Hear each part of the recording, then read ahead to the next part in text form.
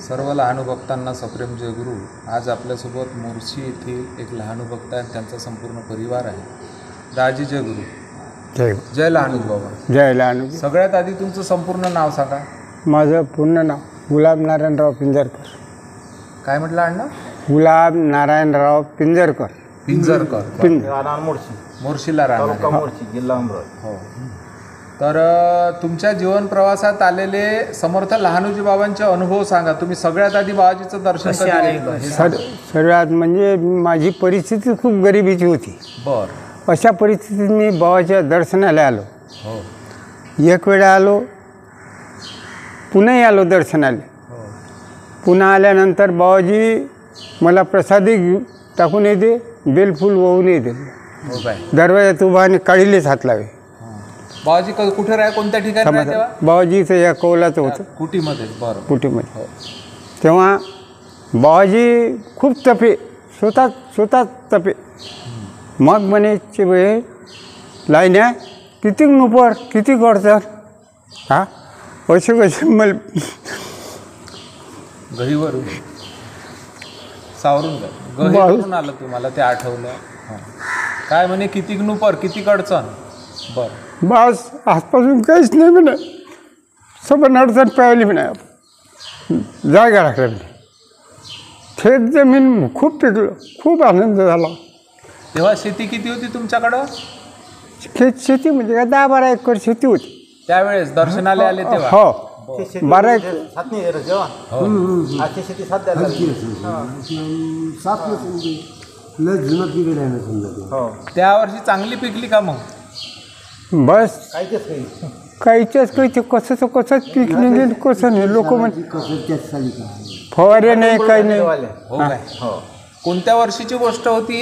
हे तर खूप आता मी 68 का 67 का 69ची बाबा असं 50 कालावधी आहे ना. 50च्या अंदर. हो. म्हणजे बाबाजीच्या निर्वाणाच्या किती वर्ष आधी? बाबाजी 71ला निर्वाण झालं. रक्षण निर्माण झाले त्याच्या अंदी 10 वर्षाचा फरक म्हणा. लय आधीचा फरक आहे. हो. 10 वर्षात. असं काय. हो. तेव्हापासून मग पक्के भक्त झाले तुम्ही? पक्के. 2 संतांचा आशीर्वाद म्हणते दुसरे असा आशीर्वाद दिला बाबाजी नका. बस आज मस्त परिस्थिती आहे. हो काय. हा. तुमचे हे चिरंजीव आहे. नाव सांगा. मुकेश गुलाबरावजी पिंजरकर, राहणार मोर्शी, तालुका मोर्शी, जिल्हा अमरावती. तुम्ही कोणता व्यवसाय करता? माझं ज्वेलरी शॉप आहे. हो काय. शेती आहे. मोर्शीला. मोर्शीला. बरोबर. आणि शेती पण सांभाळता? शेती सांभाळते. दाजी जानत होत नसं आता? नाही, आता यांचं रद्द झाला का. आणि किती भाऊ वगैरे आहेत? आम्ही दोघं ज्वेलरी शॉप. हो का. ज्वेलरी शॉप असं मोर्शीला. असं. बरं.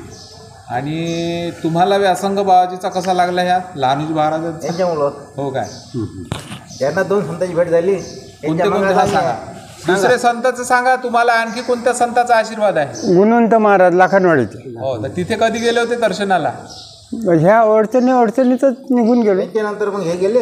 त्यांच्यानंतर मग ते गेल्यानंतर बाबाजीने सांगितलं का सर्व बरोबर आहे. हो.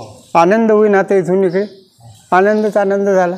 कोण सांगितलं? गुणवंत महाराज. गुणवंत महाराज हर वेळी प्रत्येक कामं कोर्ट कचेरीचे अमुक सर्व कामं बाबाजीने निपटूनच टाकले.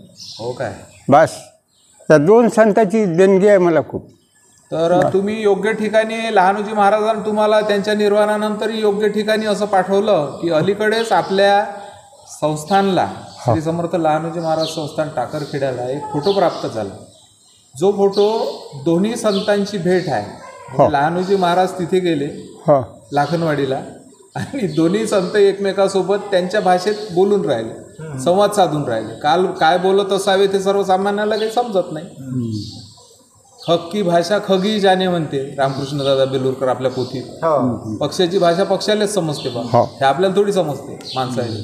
संतांची भाषा तशीच संतांना समजते. तुम्हाला तो फोटो मी दाखवतो आहे की दोन्ही संतांचा कसा एकमेकावर जीव होता बा.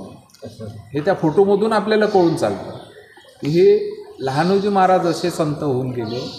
लोक सांगतात तुमच्यासारखे की ऐऱ्या गैऱ्या संताली इथं बाबाजी थाराच नाही. पुन्हा काही